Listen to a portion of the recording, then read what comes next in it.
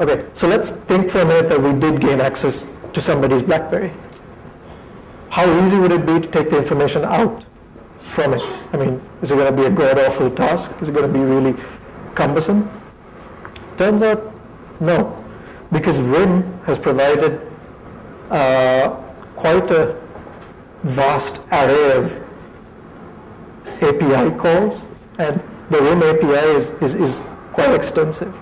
So I'm going to cover a little bit of the APIs that we can use to take the information out and give you maybe accompanying scenarios of each of those APIs.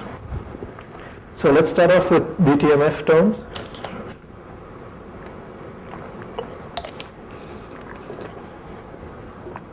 So in the software versions leading up to version 4.3, there used to be a method called getDTMF tones.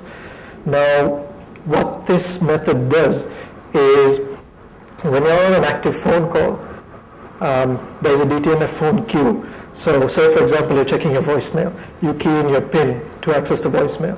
If you call the getDTMF tones, you're going to be able to pull out that set of numbers that you dialed. So just by using this method, you can pick up all the DTMF tones that you dial into your phone on an active call. Now, after version 4.3, we're presently at about version 4.7, about to move into version 5. There are unofficial copies of version 5 out there in the market right now.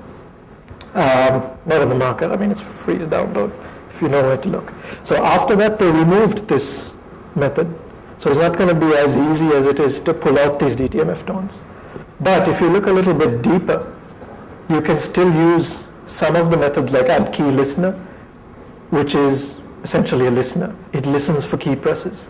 So add key listener, once you implement it, it'll monitor things like key down and key up events.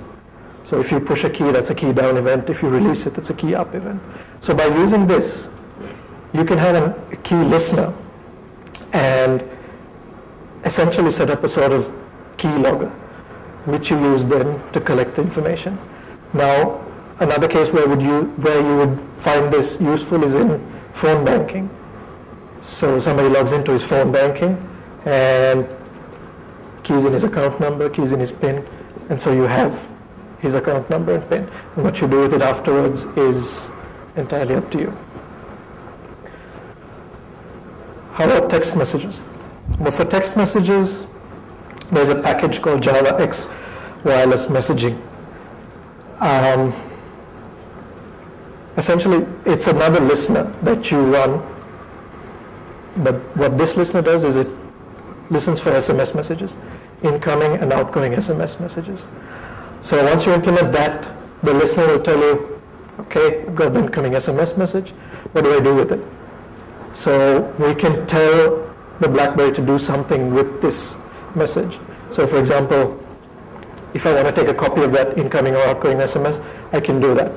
Similarly, using the same package, you can also send and receive SMS messages without the owner's consent. Now, this is mostly useful in cases where you have micropayments. For example, if you have a vending machine that requests you to send an SMS for you to buy a candy bar or to buy some soda. So you send an SMS and the money is deducted off your phone, you pay it in your phone bill.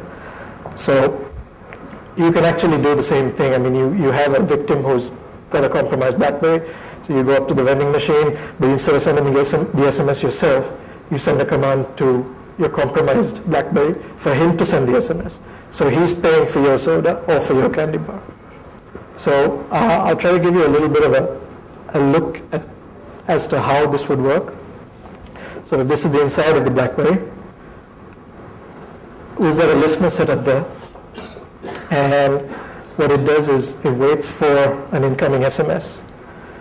So once the listener receives that SMS, it says, okay, I've got this message, what do I do with it? So we've already told the listener, okay, if you get an SMS, just take a copy of it and forward it to a server outside, to my server outside, for example. And then you can display it on the user's screen. It's very similar when using email as well.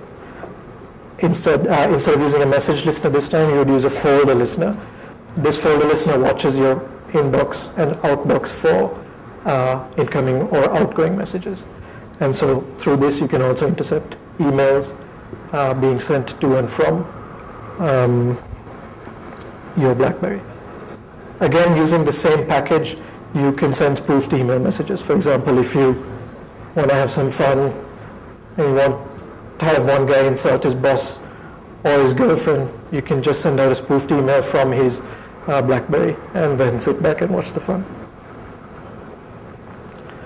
Oh, the next one is a cool one. You guys would like this one. Remote listening. So this is not really a straightforward attack, but it's a cool one nonetheless. I'll set the stage. So the idea is you have a victim with a compromised phone, and you as the attacker give that phone a call. And so when the compromised phone sees this call originating from a specific number, it silently picks up the call and puts the phone into speakerphone mode so that you can actually hear everything that goes around near the owner of the phone, near the victim's phone. So to achieve this, you have to do the attack in a few stages, and I'll explain those stages in a second. But this sort of attack is really cool for spying on people. Like, so if you want to find out what your employees are talking about you behind your back, you can just spy on them when they go home after work. You can spy on people who go into maybe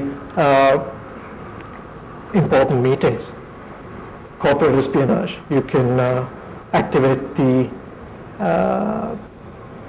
spying mechanism and then turn the phone into a bug. And as long as the guy doesn't look at his phone and wonder, hey, what the hell, I want to call, you can continue to listen in on the conversations. These days, it's most effective because, I don't know about you guys, but I always keep my phone with me. It's always on. And BlackBerry users are kind of leaders in this area. They kind of sleep with their phones, and I don't know, they probably, all they don't do is take the phone into the shower. But I mean, they don't call it crackberry for nothing. People like addicted to it. So it's great because they always have their phones, so you can always listen to what's going on around them. So I'll explain a little bit about how we actually achieve this. We start off with a phone listener. Again, like the message listener and the folder listener, the phone listener will listen for incoming phone calls. And once it receives a phone call, it checks, okay, is it coming in from a specific phone number that I recognize? When it does, then we start doing the other phase of the attack, which is to pick up the call. Now, sadly, RIM doesn't have an API on the phone to enable you to pick up the call. So instead, we turn to what is called the event injector. Now, as it is aptly named, the event injector injects events back into the BlackBerry. So if you want to artificially invoke an event, like a new mail message or something like that, you can do that with the event injector. It turns out that the event injector can also inject keystrokes. You can make the event injector behave in a way as if the victim or the user was typing into his phone. So you can actually inject key events into the BlackBerry. So to give you an overview of how that works, that's your BlackBerry with the phone listener and the event injector set up. So you get a incoming call, and the phone listener says, okay, I've got a call, it's from the attacker's phone, I need to do something with it. So it talks to the event injector, and this is where we have our code placed. So the event injector does two things. It mutes the call so that the phone doesn't ring, and then it answers the call. So at that point you have an active call and you can actually listen in. But the problem with this is that at this stage it's on a call that you'd use, the phone will be placed near your ear, so the microphone isn't sensitive enough. So what we do is we just send an additional key injection event to turn on the speakerphone. And as long as the attacker has his phone on